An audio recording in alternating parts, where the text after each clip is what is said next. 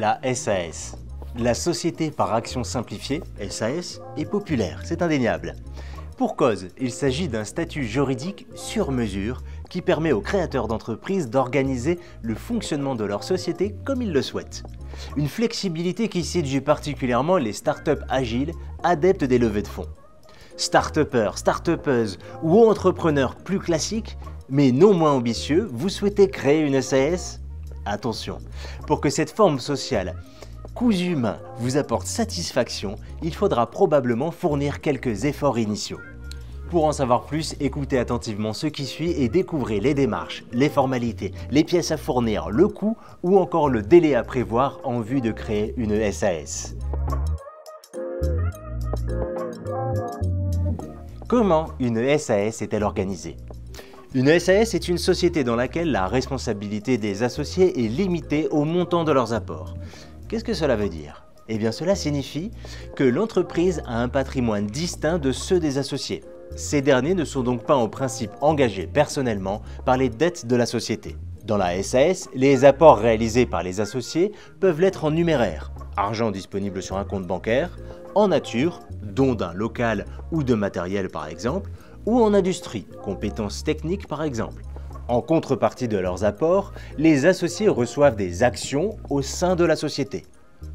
La loi établit également que l'organisation et le fonctionnement de la SAS sont fixés librement par les associés dans les statuts.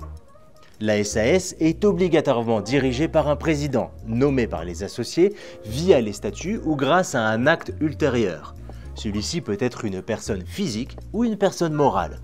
Il peut être choisi parmi les associés ou en dehors. En plus du président, les associés de SAS peuvent prévoir, s'ils le souhaitent, la nomination d'un ou plusieurs directeurs généraux ou d'un conseil d'administration ou autre organe de direction collégiale. Conformément à la souplesse qui caractérise la SAS, les associés désignent librement dans les statuts les décisions qu'ils souhaitent prendre collectivement, en assemblée. Ils déterminent également les conditions dans lesquelles doivent être prises ces décisions. Cependant, l'article L227-9 du Code de commerce précise que certaines décisions doivent obligatoirement être adoptées collectivement.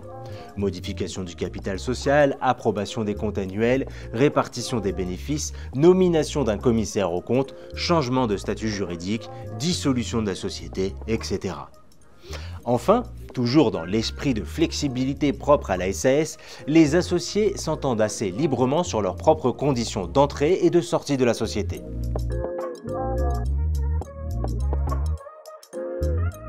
Qui peut créer une SAS ?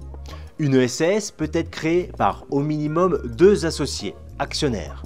Si la SAS comprend un associé unique, on parle alors de SASU, Société par Action Simplifiée Unipersonnelle. Les associés de SAS peuvent être des individus, personnes physiques, ou des personnes morales, c'est-à-dire des entités, sociétés, associations, etc. La SAS est une forme sociale très ouverte.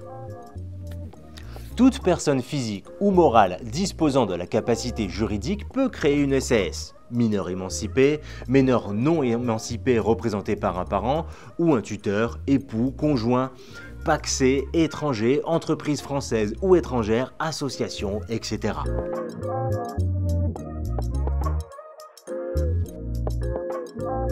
Quel est le capital social minimum pour constituer une SAS ? La création d'une SAS implique d'attribuer à cette dernière un capital, c'est-à-dire un patrimoine qui lui est propre. Il n'y a pas de capital social minimum pour créer une SAS. Le capital de la SAS est déterminé en toute liberté par les associés et inscrit dans les statuts. 1 euro symbolique est suffisant pour créer une SAS. Il est possible de constituer une SAS pourvu d'un capital variable. Dans ce cas, le montant du capital peut fluctuer dans les limites fixées par les statuts sans qu'il soit nécessaire de modifier ces derniers.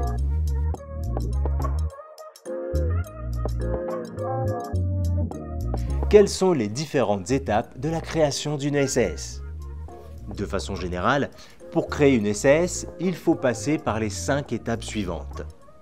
La rédaction des statuts, le dépôt du capital social, la signature des statuts, la publication d'un avis de constitution au journal d'annonce légale, JAL, l'immatriculation de votre SAS, ORCS ou RM via le greffe et le CFE compétent. Cette étape inclut le dépôt des statuts de la SAS au greffe et la déclaration des bénéficiaires effectifs de la société. Voilà tout pour cette vidéo sur la SAS. Si vous voulez en savoir plus, n'hésitez pas à regarder notre vidéo sur les différentes étapes de la création d'une SAS, ainsi qu'à faire un tour sur notre blog, vous retrouverez le lien en description.